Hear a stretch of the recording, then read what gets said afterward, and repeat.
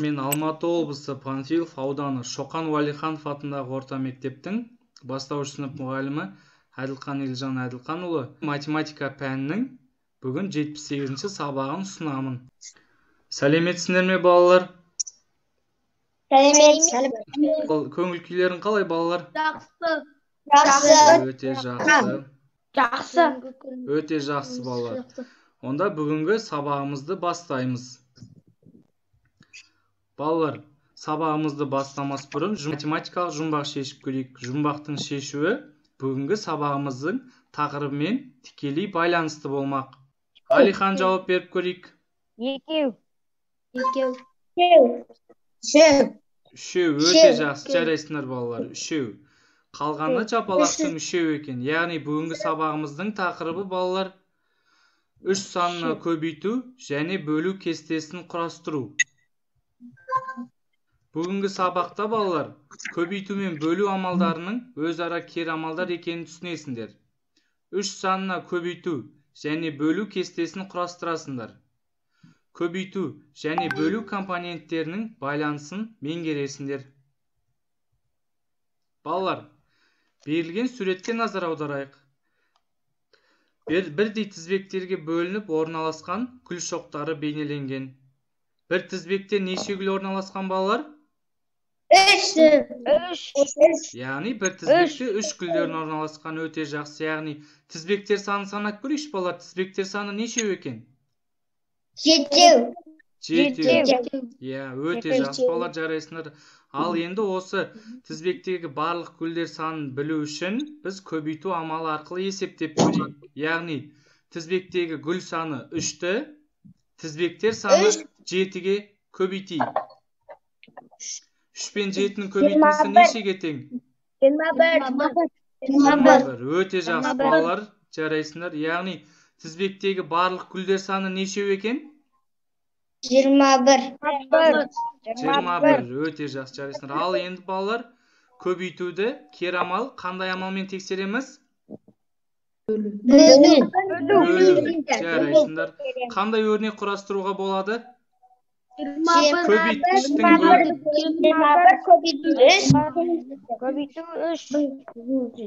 Көбейтіндінің мәнін көбейткіштердің біреусіне бөлейік балалар.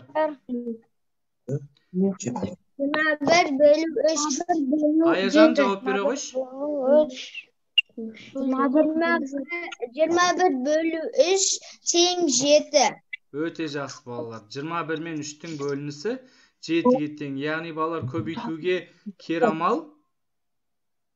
Көбейтуге кері амал бөлу. Өте жақсы балалар. Осы ережені есте сақтаймыз. Көбейту мен бөлу өзара кері амалдар. Балалар, бұл тапсырманы мынадай дескрипторларға сүйене отырып орындадық. Балалар, келесі екінші тапсырма. Бүгінгі сабағымыздың негізгі мақсатының бірі үш санына көбейту және бөлу кестесін құрастыру. Яғни балалар, 3-ті 2-ге көбейту дегеніміз үш санын 2 рет қосу. Яғни 3 пен 2-нің көбейтіндісі нешеге тең? 6-ға тең. Өте жақсы. Яғни көбейтуге кері амал бөлумен тексерсек, 6 мен 3-тің бөлінісі 6-ға тең. 2-ге тең. Келесі балалар, 3 пен 3-тің көбейтіндісі дегеніміз, яғни 3 санын өз-өзіне 3 рет қосу деген сөз. Яғни 3 пен 3-тің көбейтіндісі 9-ға тең. Өте жақсы. Ал кері амал бөлумен тексерсек, 9 пен 3-тің бөлінісі нешеге тең балалар? 3-ге тең. Өте жақсы. Ал 3-ті 4-ке көбейту дегеніміз балалар, 3 санын өте жақсы. Яғни 3 санын 4 рет қосу деген сөз. 3 пен 4-тің көбейтіндісі 12-ге тең. Ал 12 мен 3-тің бөлінісі нешеге тең? 3-ге тең. 4-ге тең. Өте жақсы. Ал 3-ті 5-ке көбейту дегеніміз балалар, 3 санын 5 рет қосу деген сөз. Яғни 3 пен 5-тің көбейтіндісі 15-ке тең. 15. 15 пен 3-тің бөліндісі нешеге тең екен балалар? 5'ke. 5-ке тең. Өте жақсы. Балалар, біз сендермен 3 санына көбейту және бөлу кестесінің 5-ке дейінгі кестесін құрастырдық. Ал енді өздерің 6, 7, 8, 9 сандарына дейін 3 санына көбейту және бөлу кестесін құрастырып көріңдер. Бұны мынадай дескрипторларға сүйене отырып орындасаңдар болады.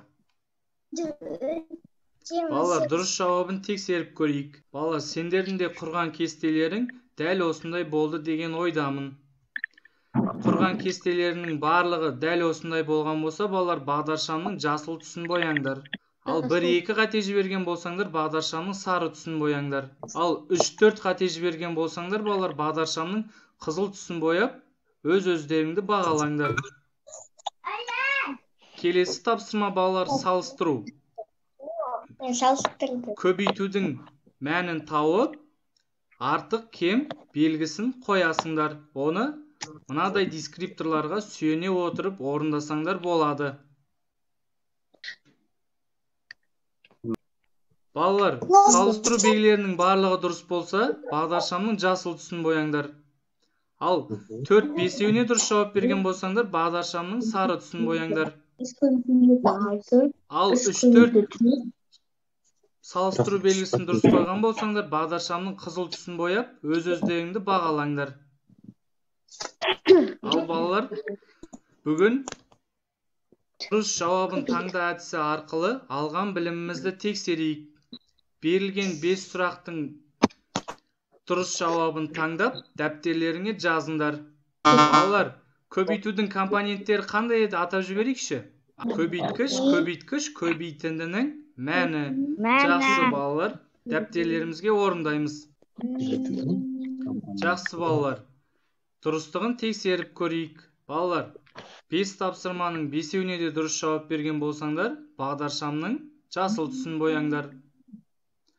Ал 5 тапсырманың 4-еуіне дұрыс жауап берген болсаңдар, бағдаршамның сары түсін бояңдар.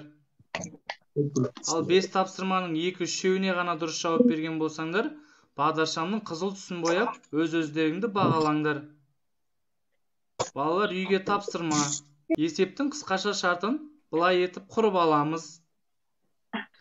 Сырым 5 рет, 6 рет, 9 рет жүгіретін болса, неше доп алып келетіндігін өздерің тауып орындаңдар. Енді бағдаршам әдісі арқылы қорытындылайық. Өз-өздеріңді бағалаңдар балалар. Осымен бүгінгі біздің сабағымыз аяқталды.